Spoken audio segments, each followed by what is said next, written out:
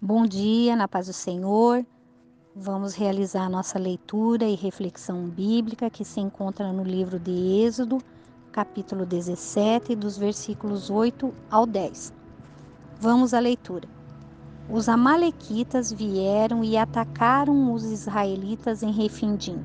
Então Moisés deu a Josué a seguinte ordem: escolha alguns homens e amanhã cedo vá com eles lutar por nós contra os amalequitas. Eu ficarei no alto do monte, segurando o bastão de Deus. Josué fez o que Moisés havia ordenado e foi combater os amalequitas. Enquanto isso, Moisés, Arão e Hur subiram até o alto do monte. Glórias a Deus. Nós verificamos que nesse contexto bíblico, a tribo de Amaleque era uma tribo feroz. Ela vivia no deserto e ela se lança em ataque contra a nação dos hebreus, que naquela ocasião estava desorganizada. Moisés vai então e convoca Josué, um homem que era relativamente jovem. Ele tinha em torno, na ocasião, de 40 anos. Moisés ordena que Josué organize um exército e parta para a batalha já no dia seguinte. E se nós formos analisar, essa era uma incumbência grande para a realidade de Josué. Por quê? Porque Josué não era um comandante militar. Josué, assim como seus companheiros, ele havia passado a juventude inteira fabricando tijolos para o faraó. E a sua experiência em batalhas era nula. E sua capacidade de pegar em armas era praticamente zero. Contudo, porém, entretanto, Josué decide obedecer a Moisés, decide obedecer ao Senhor. Josué não se preocupa em inventar desculpas, ele não alega inexperiência, nem mesmo a falta de treinamento de militar que ele deveria ter, né? Não, Josué simplesmente se dispõe a cumprir aquela incumbência com toda a rapidez e de maneira muito decidida. E então a gente vê que esse é um segredo do notável caráter de Josué. Josué, ele combinava a obediência à vontade de Deus com uma fé convicta de que o Senhor, e somente o Senhor, o capacitaria para cumprir as ordens que ele recebera. Josué tinha uma confiança inabalável em Deus. E o Senhor poderia pedir a ele o que quisesse, pois Josué estaria disposto a obedecê-lo sem medo. Acho válido mencionar que o nome de Josué combina com a sua postura mental, que é Deus é a salvação. E nós sabemos que é Deus quem salva, é Deus quem livra, é Deus quem garante, é Deus quem concede uma vitória gloriosa a cada um de nós sobre os nossos inimigos.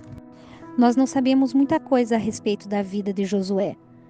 Sabemos que o seu nome é mencionado na Bíblia pela primeira vez quando Moisés o escolhe para organizar esse exército para lutar contra os amalequitas. Nós também não sabemos por que Moisés escolheu a Josué. Afinal, como eu já mencionei, Josué não tinha nenhuma experiência militar. No entanto, o que nós percebemos é que Josué era um homem de Deus e ele era um homem disposto a ser usado pelo Senhor, assim como Moisés era disposto. Eu vejo que muitas vezes nós ficamos apavorados diante do desafio de nós enfrentarmos um inimigo poderoso, aquele inimigo que nós não estamos preparados para enfrentar. Mas eu vejo que, assim como Josué, nós devemos acreditar na provisão divina, que nós devemos ter a convicção e a fé que nós vamos prevalecer na batalha, porque o Senhor está conosco. Josué sabia a quem ele estava obedecendo. Josué sabia quem o apoiaria durante toda a batalha contra a tribo de Amalequitas. Então, a minha pergunta para você, meu querido irmão, minha querida irmã, na manhã desse dia é: você sabe a quem você está obedecendo? Você sabe com quem você pode contar diante dessa batalha que você tem enfrentado? Josué, ele foi obediente. Josué foi corajoso.